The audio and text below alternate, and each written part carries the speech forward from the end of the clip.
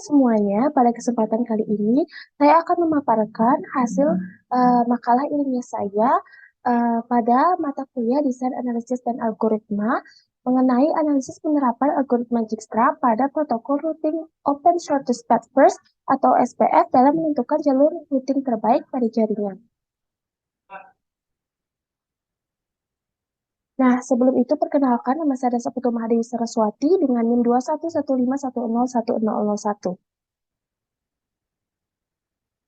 Nah, adapun bahasan yang akan saya bahas pada video kali ini, yang pertama yaitu pendahuluan, kemudian landasan teori dan metodologi, kemudian hasil dan pembahasan, dan yang terakhir yaitu kesimpulan dan saran. Langsung saja kita masuk ke pembahasan yang pertama yaitu mengenai pendahuluan.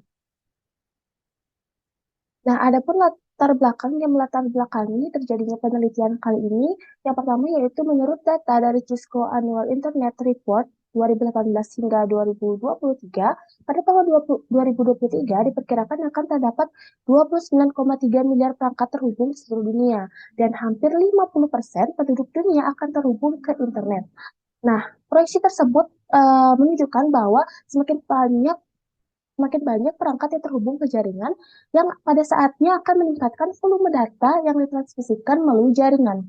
Nah, oleh karena itu, peningkatan kinerja jaringan menjadi semakin penting untuk memastikan efisiensi penggunaan sumber daya dan mempercepat pertukaran data di seluruh jaringan.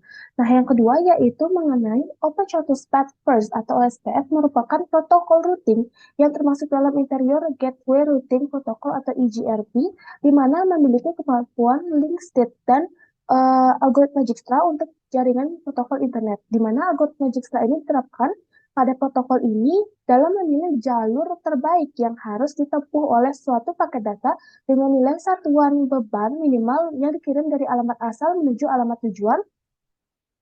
Nah, protokol routing OSPF ini juga memiliki keandalan yaitu ketika salah satu jalur terputus atau mengalami masalah, maka routing ini dapat memilih jalur lainnya untuk melakukan perubahan kembali agar pengiriman paket data pada jaringan dapat tetap berjalan dengan baik.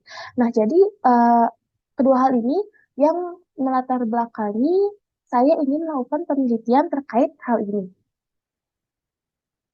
Nah, adapun tujuan dari penelitian ini dan terbentuknya makalah ini yaitu yang pertama untuk mengetahui bagaimana cara melakukan routing OSPF pada simulator protokol jaringan. Yang kedua untuk mengetahui bagaimana penerapan algoritma Dijkstra pada protokol routing OSPF dalam menentukan jalur routing terbaik pada jaringan saat mengirimkan sebuah paket data. Dan yang terakhir itu untuk membuktikan bahwa penerapan algoritma Dijkstra pada protokol routing OSPF ini dalam menentukan jalur routing terbaik dapat meningkatkan kinerja jaringan dan mempercepat pertukaran data. Nah, adapun selanjutnya yaitu rumusan masalah. Yang pertama yaitu bagaimana cara melakukan routing OSPF pada simulator protokol jaringan. Dan yang kedua yaitu bagaimana penerapan algoritma Dijkstra pada protokol routing Open Shortest Path atau OSPF dalam menentukan jalur routing terbaik pada jaringan saat mengirimkan sebuah paket data. Nah, adapun pendekatan pemecahan masalah yang akan saya lakukan di sini, yang pertama saya melakukan identifikasi masalah, kemudian yaitu merancang solusi untuk menyelesaikan masalah yang ada, kemudian selanjutnya yaitu saya mengimplementasikan solusi tersebut yang sudah saya rancang sebelumnya, dan yang terakhir yaitu mengevaluasi hasil atas implementasi yang sudah saya lakukan. Selanjutnya kita masuk ke pembahasan selanjutnya, yaitu landasan teori dan metodologi. Nah, pada penelitian kali ini saya menggunakan landasan teori yang pertama yaitu mengenai graf.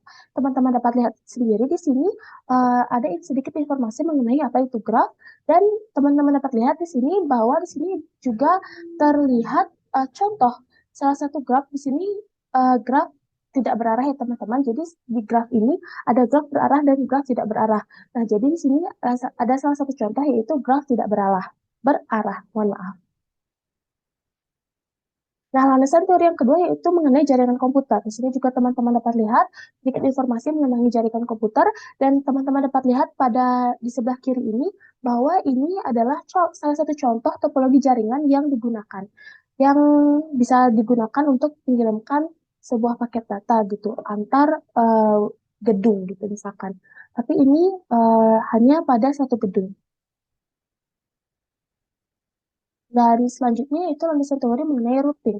Nah, jadi ini adalah topik yang akan kita bahas yaitu mengenai routing. Di sini teman-teman dapat lihat uh, informasi mengenai apa itu routing secara singkat.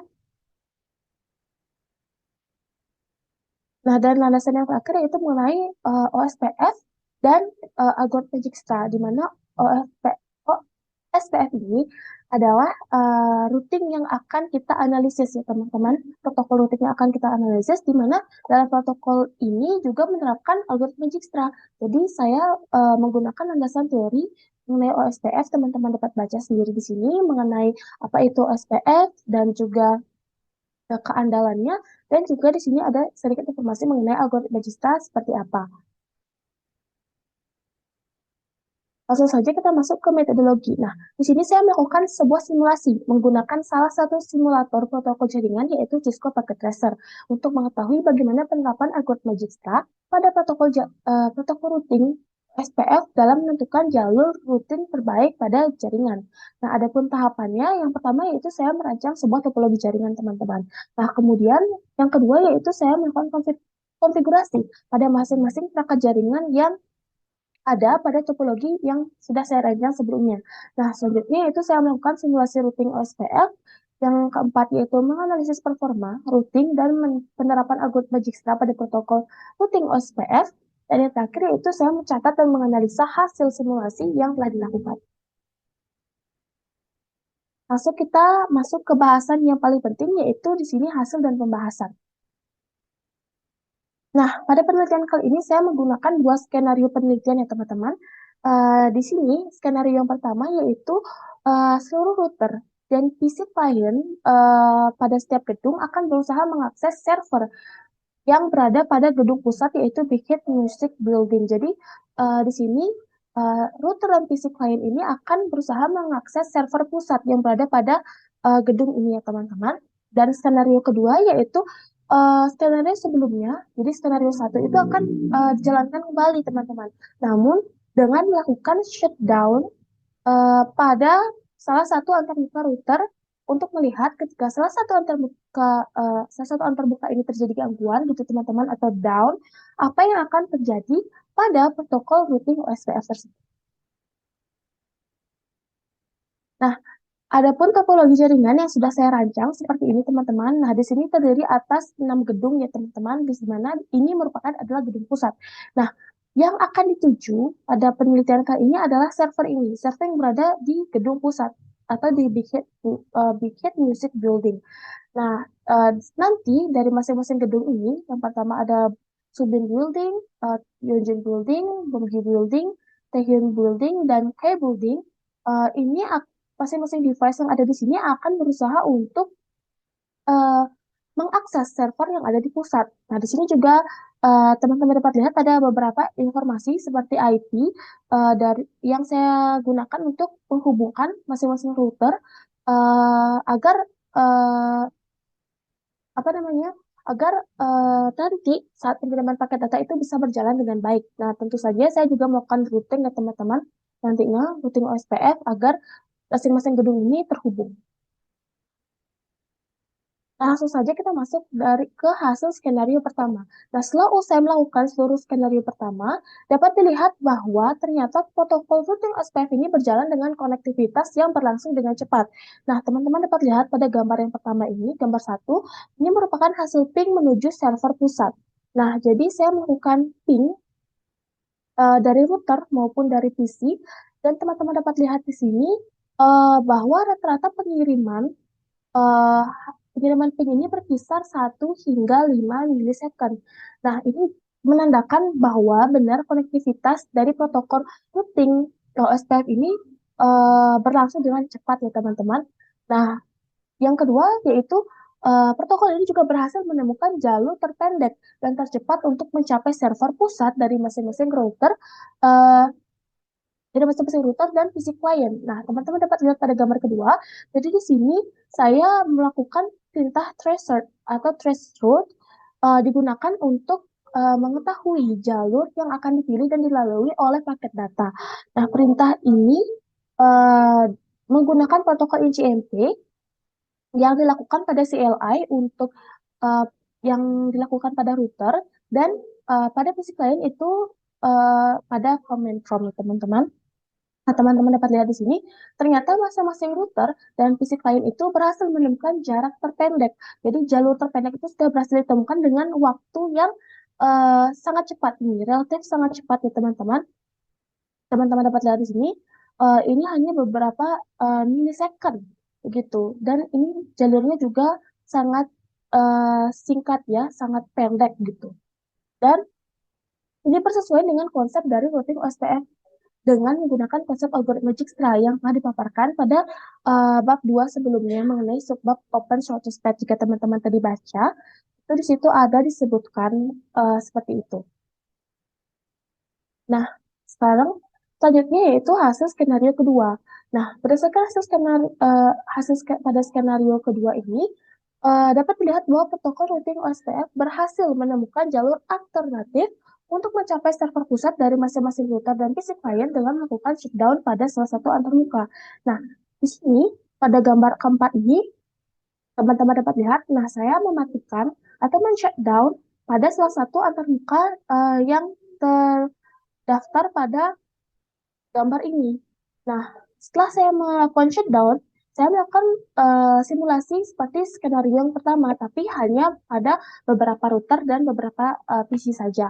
Nah, ternyata teman-teman dapat lihat di sini bahwa ini berhasil, masing-masing router dan PC client ini berhasil menemukan jalur lainnya atau jalur alternatif untuk mencapai server pusat tersebut. Nah, namun terdapat peningkatan jumlah jalur yang dilalui dan juga waktu yang digunakan dalam mengirim paket juga meningkat. Nah, di sini teman-teman dapat lihat contohnya nih pada router kedua.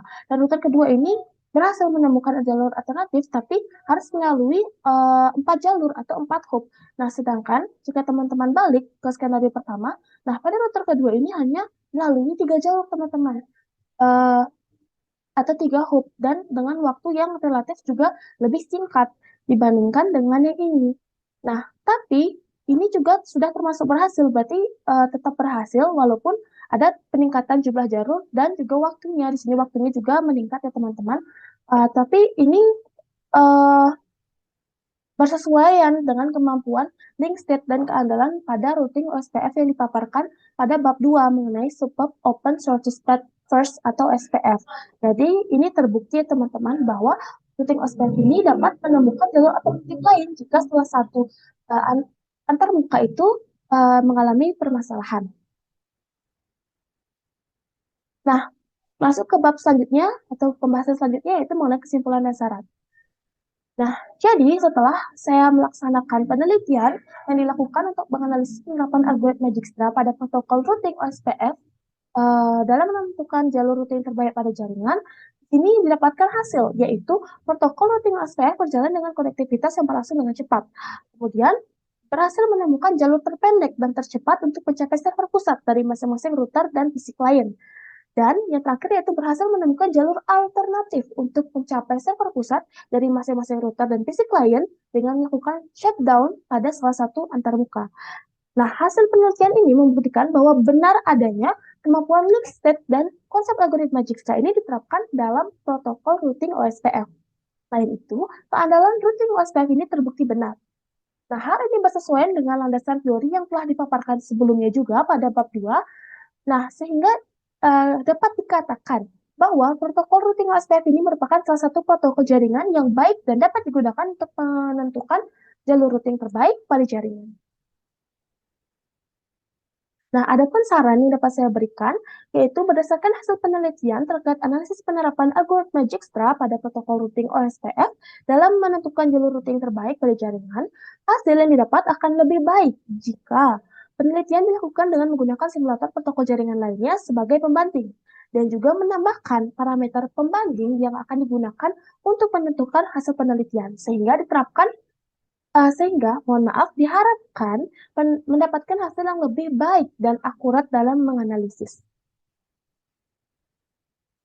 Nah, baik, sekian presentasi dan pemaparan dari isi makalah ilmiah yang telah saya buat. Semoga video ini bermanfaat bagi teman-teman semuanya. Terima kasih.